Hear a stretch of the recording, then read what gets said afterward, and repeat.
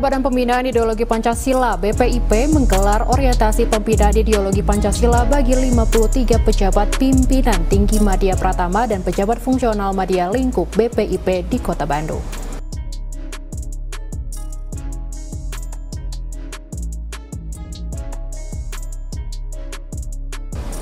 Kepala BPIP Profesor Dr. Andes Kiai Haji Yudian Wahyudi MA PhD mendorong pimpinan dan pegawai BPIP di lingkungan BPIP mampu menjawab persoalan yang ada di bangsa ini melalui integritas dan kerjasama. Untuk menjaga relevansi ideologi Pancasila di tengah pesatnya perkembangan zaman dan aspirasi masyarakat melalui teknologi dan media sosial, maka perlu mendasarkan setiap program kerja yang dibuat ke dalam 3 strategi. Strategi itu, pertama adalah perlunya mengenal karakter dan kecenderungan masing-masing generasi, selanjutnya adalah menanggapi dan membaca perubahan zaman, utamanya adalah teknologi, dan ketiga adalah kerjasama dan kolaborasi. Kita mengisi ke dalam secara internal untuk kembali mengingatkan untuk meningkatkan kualitas sumber daya manusia, terutama pemahaman terhadap Pancasila, terhadap ideologi Pancasila yang kita sekarang sedang kita ingin membumikan kembali kepada seluruh anak bangsa, bahwa memang sekarang perlu ada komunikasi dan advokasi tentang pemahaman Pancasila dan cara-cara kita untuk mensosialisasikan kembali Pancasila di tengah-tengah masyarakat bangsa Indonesia. Ini intinya ke sana, kepada internal ke dalam kita isi, kemudian pemahaman ini agar lebih bisa dipraktekkan, tidak hanya berupa hafalan, jadi praktek langsung dalam kehidupan keseharian dengan mengaplikasikan nilai-nilai Pancasila terhadap masyarakat kita. Itu nilai-nilai ketuhanan sebagai anak bangsa, negara Kesatuan Republik Indonesia yang beraneka ragam.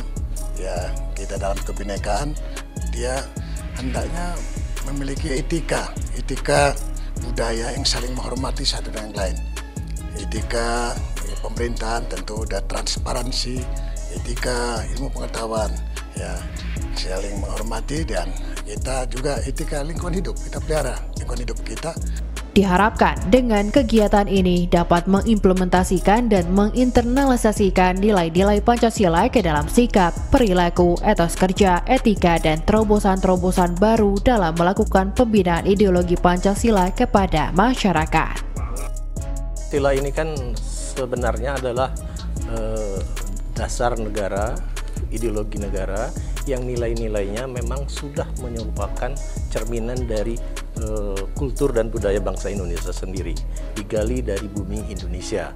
Jadi nilai-nilai Pancasila itu pasti sudah diresapi oleh seluruh masyarakat Indonesia. Nah, masyarakat Indonesia ini kan macam-macam, levelnya macam-macam, profesinya macam-macam, tempat tinggalnya pun macam-macam. Nah, Pancasila sendiri sebenarnya sudah go international tahun 1960. Tahun 1960 itu Bung Karno sudah memperkenalkan Pancasila ini ke dunia internasional melalui forum tertinggi dunia, yaitu PBB.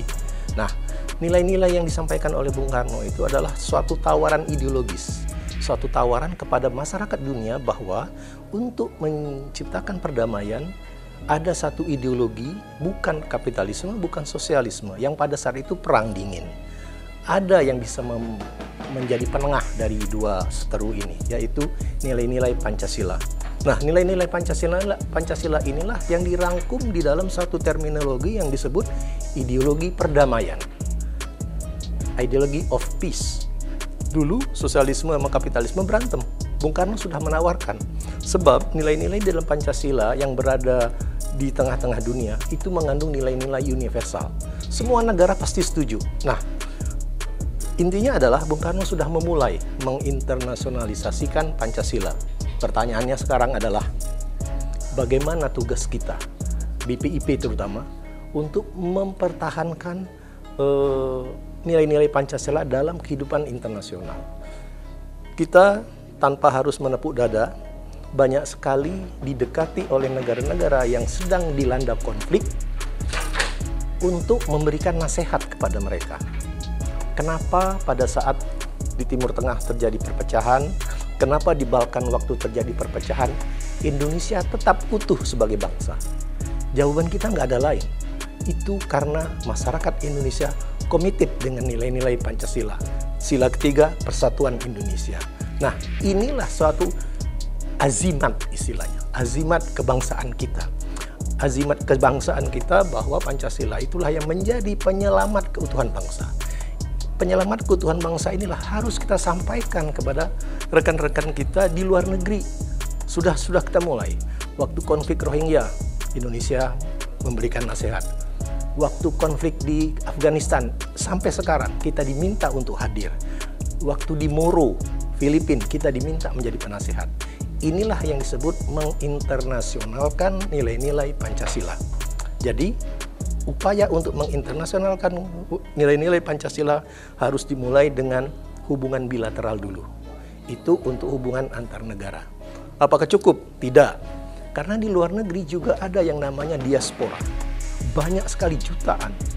Masyarakat Indonesia itu rentan terhadap pengaruh ideologi di negara setempat. Terpengaruh oleh ideologi transnational ideology namanya.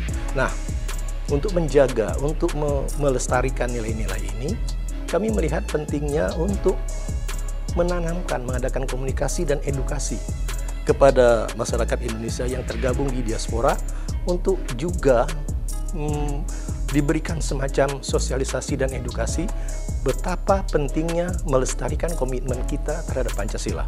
Nah, ini yang akan dilakukan oleh BPIP. Tentu saja ini perlu perencanaan yang matang supaya nilai-nilai Pancasila ini tetap dipegang sebagai pedoman dan bintang penuntun bagi masyarakat Indonesia di dalam negeri juga di luar negeri. Kegiatan ini dilaksanakan selama 3 hari dengan menghadirkan narasumber utamanya dari para pakar di bidang Pancasila. Baik, jadi kegiatan ini merupakan orientasi pembinaan ideologi Pancasila bagi pegawai-pegawai di lingkungan Badan Pembinaan Ideologi Pancasila. Para peserta adalah para pimpinan tinggi Madya, para pimpinan tinggi Pratama, dan juga pejabat fungsional. Nah, narasumbernya adalah para pakar di bidang Pancasila utamanya, yaitu terutama para Dewan Pengarah, ya, mulai dari Sekretaris Dewan Pengarah, juga Wakil Ketua Dewan Pengarah Badan Pembinaan Ideologi Pancasila, kemudian Sekretaris Dewan Pengarah, para anggota Dewan Pengarah, para Dewan Pakar, dan para ahli-ahli yang terkait dengan Pancasila dari berbagai bidang, termasuk dari bidang